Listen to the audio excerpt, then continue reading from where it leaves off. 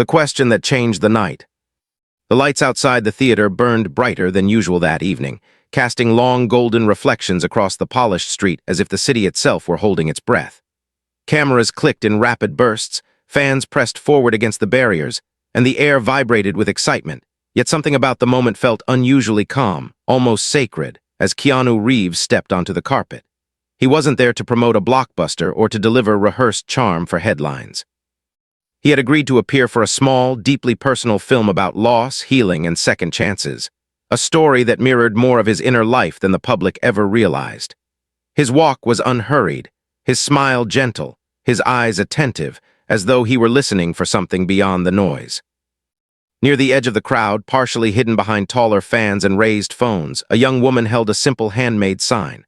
The cardboard was uneven, the letters slightly crooked, written in careful ink.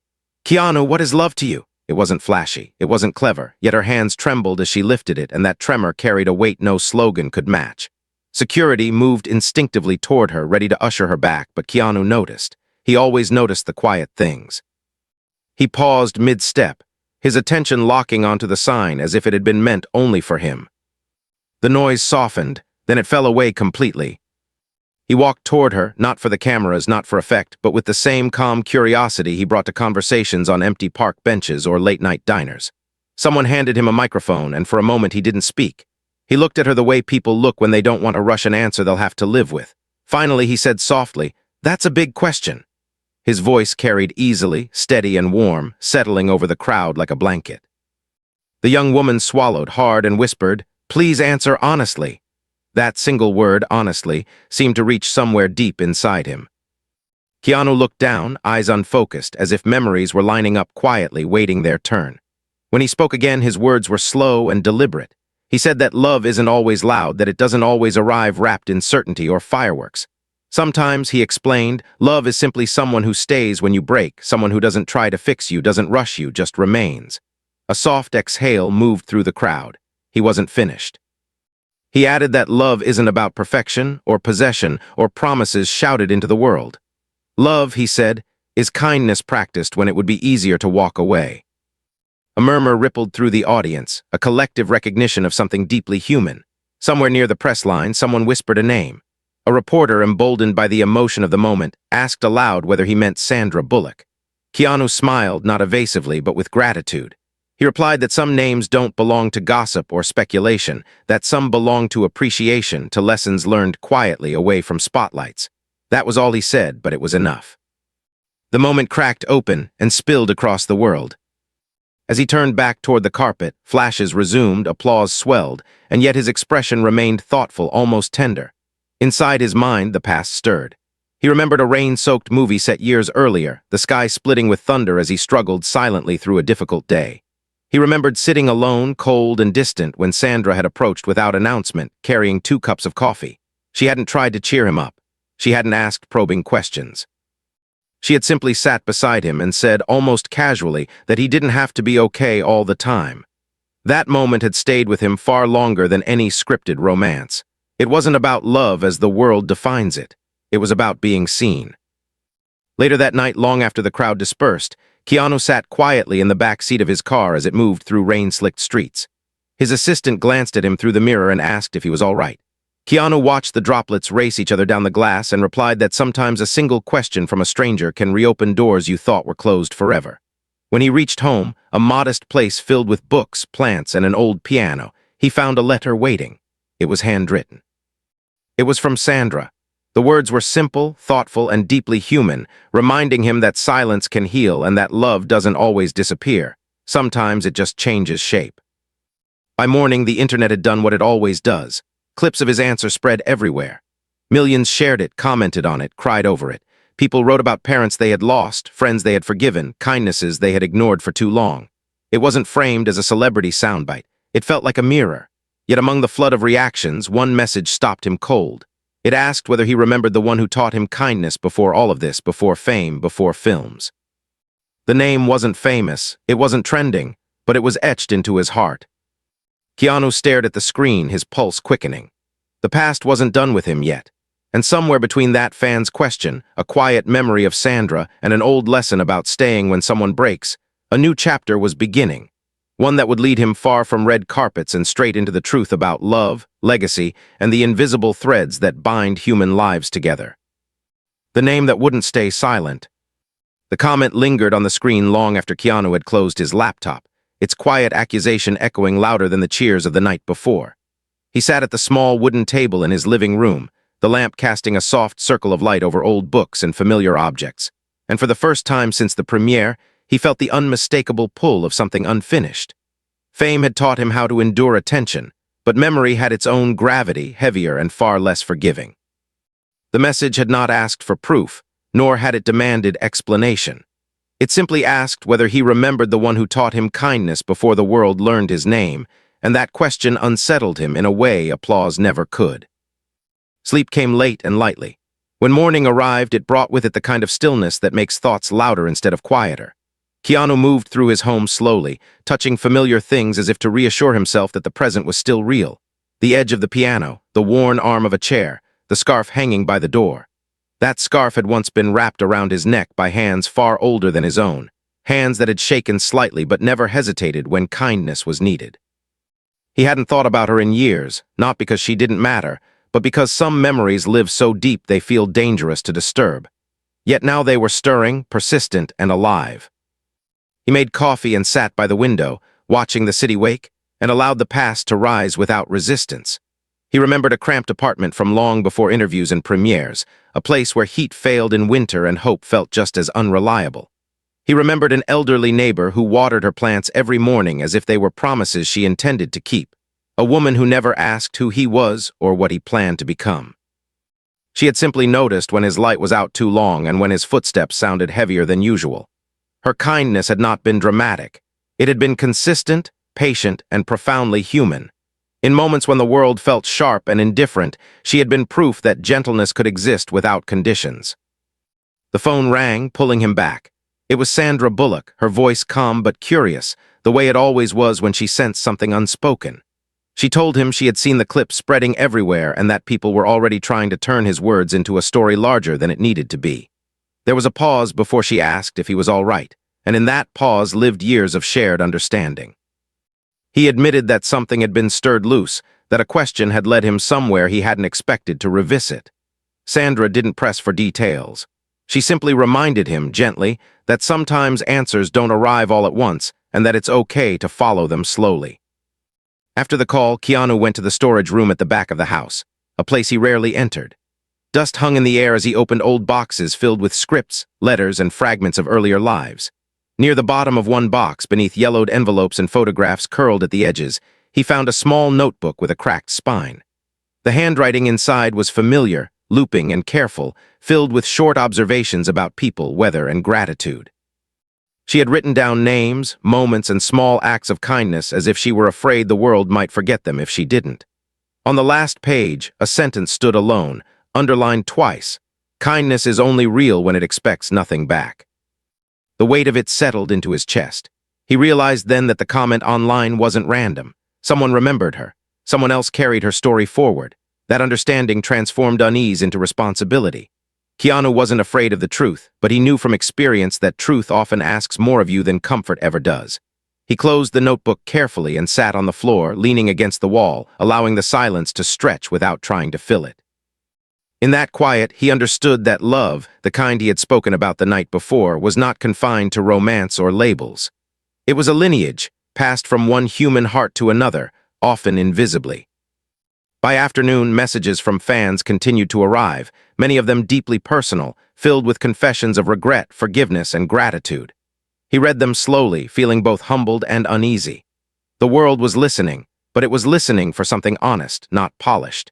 He thought again of Sandra's letter, of the way she had always respected the spaces between words, and of the way she understood that love could exist without being owned. Her presence in his life had never been about claiming or defining. It had been about witnessing, about offering shelter without expectation, and that realization brought him a sense of quiet clarity. As evening approached, Keanu stepped outside, letting the cool air ground him. The city lights flickered on one by one, mirroring stars that struggled to be seen through the haze.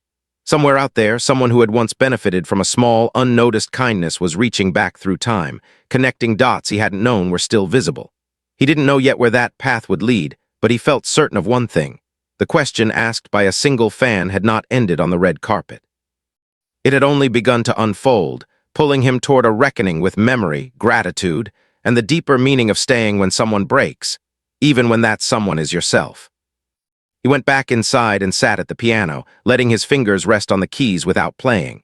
In the silence, he felt the presence of those who had shaped him without headlines or recognition. The night before had melted millions because it spoke to something universal, but now the story was becoming personal again, narrowing its focus to a single truth he could no longer ignore. Love, he realized, was not a moment shared under lights. It was a choice remembered in darkness. And whatever came next, he knew he would have to follow that memory all the way to its source. When the past answered back, the road stretched out ahead of him like a long, unanswered sentence, quiet and full of possibility, as Keanu Reeves left the city behind without telling anyone where he was going. There was no dramatic decision, no sudden impulse fueled by restlessness, only a steady inner pull that felt older than reason. The comment, the notebook, the memories, they had loosened something inside him, and now the silence of the highway felt like the only place honest enough to hold it. He rode with the window down, letting the cool air press against his face, carrying with it the faint smell of asphalt and distant rain. And with every mile, the noise of the world softened until his thoughts could finally breathe. He stopped at a small roadside cafe just as the sun dipped low, the kind of place where time seemed less demanding and conversations were unhurried. The owner recognized him instantly, but said nothing about movies or fame.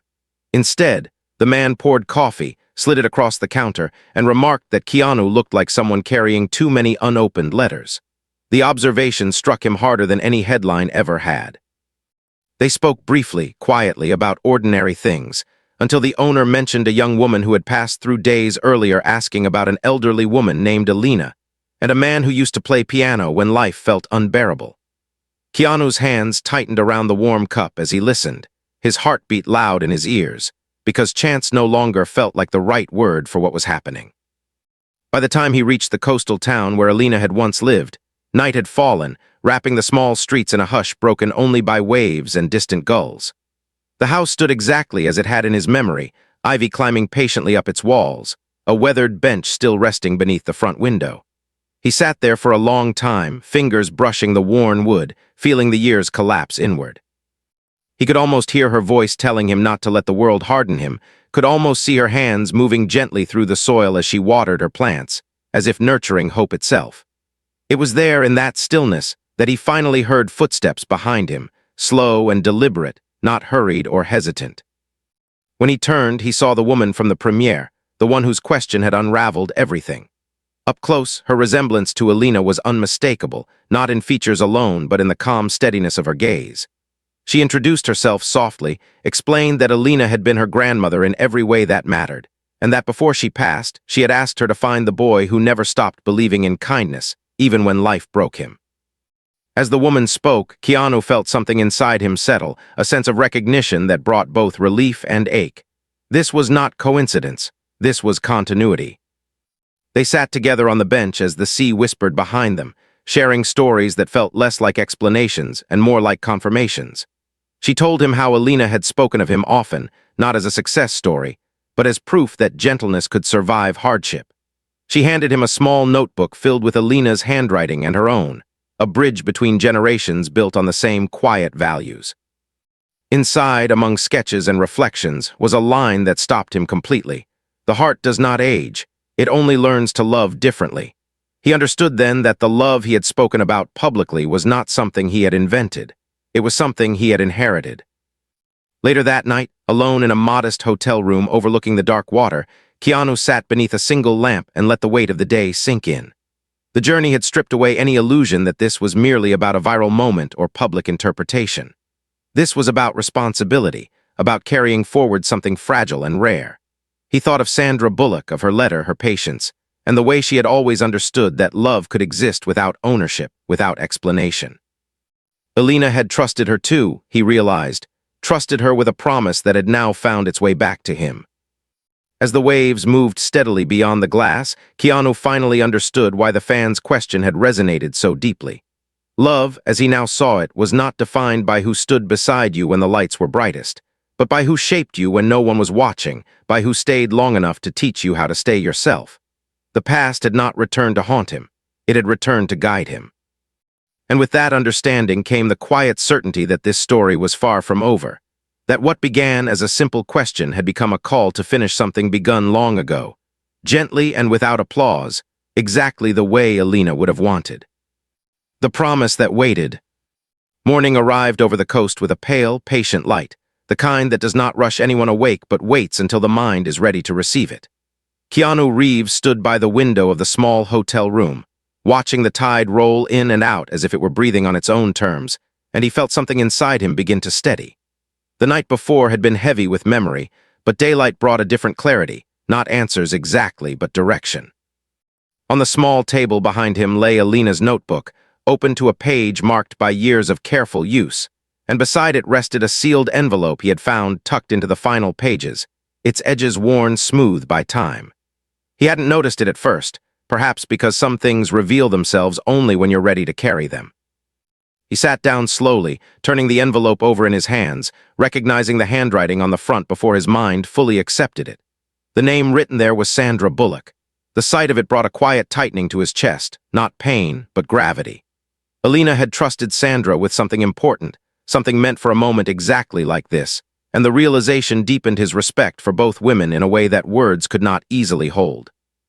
When he finally opened the envelope, he did so carefully, as if the paper itself might be fragile with intention, and read the letter slowly, allowing each sentence to settle before moving on. Sandra's words were neither dramatic nor sentimental. They were thoughtful, precise, written by someone who understood that true affection does not demand attention. She wrote about meeting Alina during a charity visit years earlier, about the way Alina had spoken of him not with pride, but with gratitude, as though kindness were something he had lent to the world and never asked back for. She wrote that Alina believed some people are meant to carry the same light at different points in a journey, and that when one grows tired, the other steps forward without announcement.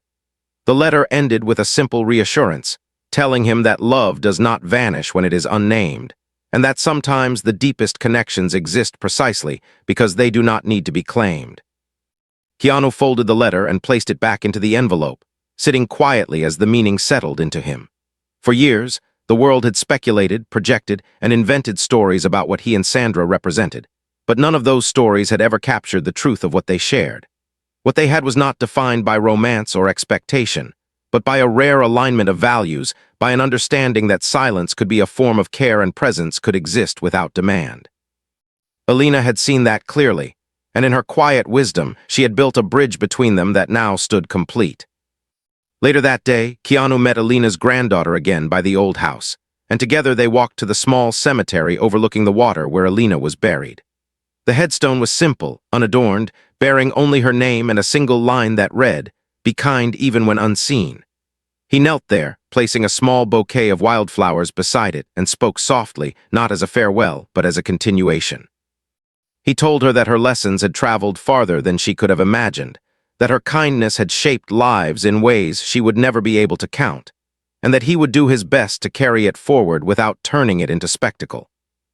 As the afternoon wore on, he felt the pull of home return, not as an escape, but as a responsibility. The world had taken his words and turned them into a movement, but movements require roots to survive, and he understood now that his role was not to lead loudly, but to remain honest. Before leaving the town, he sat once more on the bench outside Alina's house, letting the sea air fill his lungs, and acknowledged something he had avoided for years. Love had never abandoned him. It had simply arrived in forms quieter than the world knew how to celebrate. That evening, as he drove back toward the city, Keanu felt no urgency to explain what he had learned. Some truths lose their power when rushed into language. Instead, he carried with him a calm resolve, an understanding that the answer he had given that fan was not the end of a conversation, but the beginning of a responsibility to live in a way that honored it. The promise that had waited all these years was no longer abstract. It was active, alive, and asking him to choose again and again to stay when others might walk away. When kindness became a choice again, returning to the city felt different this time, as if Keanu Reeves were stepping into a familiar place with newly opened eyes. The streets were the same, the lights just as bright, the pace just as relentless, yet something inside him had shifted from observation to intention. What he carried back with him was not nostalgia or sadness, but a quiet responsibility, the kind that doesn't announce itself yet refuses to be ignored. Elena's words, Sandra's letter, and the young woman's question had all woven together into a single truth he could no longer treat as coincidence. Love, the way he now understood it, demanded participation. Within days, the world resumed its interest in him with renewed curiosity. Invitations arrived for interviews, panels, and public appearances, all eager to explore the meaning behind his words. He declined most of them without explanation, not out of arrogance, but because he knew that talking too much would cheapen something meant to be lived. Instead, he found himself drawn to smaller, quieter spaces, community centers, shelters, charity meetings that operated without cameras or applause. He didn't announce his presence. He listened. And in those conversations, he heard echoes of Elena everywhere, in people who gave what little they had, in volunteers who showed up day after day without recognition, in strangers who stayed when it would have been easier to disappear. One afternoon, he sat in on a meeting organized by Elena's granddaughter, who had begun quietly gathering stories of people her grandmother had helped over the years. Letters were read aloud, voices sometimes shaking, as people described moments when a simple gesture had changed the direction of their lives. Keanu listened without speaking, realizing that this was what Elena had been building all along, not a legacy of recognition, but a network of remembered humanity. At the end of the meeting, she asked him what he thought. He answered honestly, telling her that kindness, when left unattended, can fade into memory, but when shared intentionally, it becomes something durable, something that teaches others how to remain human in difficult times. That evening, his phone buzzed with a message from Sandra Bullock, short and familiar in tone.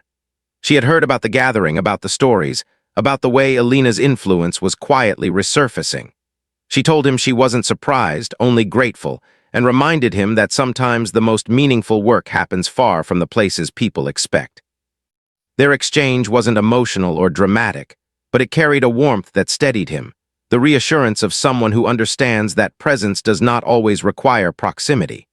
It was another reminder that love, in its truest form, respects space while remaining available.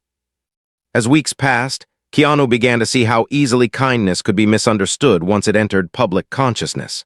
Some tried to attach brands to it, others attempted to turn it into a trend, something measurable and marketable. He resisted those efforts quietly, choosing instead to support initiatives that prioritized action over attention.